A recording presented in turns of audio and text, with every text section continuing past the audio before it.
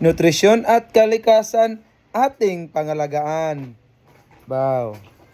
Sa gulay at prutas, tayo'y lalakas. Masustansyang pagkain, araw-araw na wagas.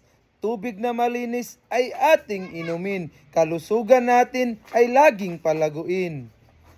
Magtanim ng puno, halaman ay alagaan. Malinis na paligid ay ating pangandahin. Basura'y itapon sa tamang lalagyan. Kalikasan natin ay huwag pabayaan.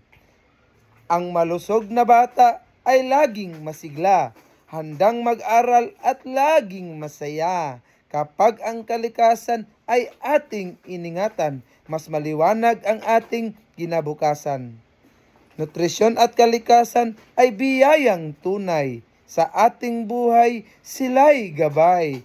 Sama-sama nating ito'y pangalagaan para sa masaya at luntiang kinabukasan. Wow!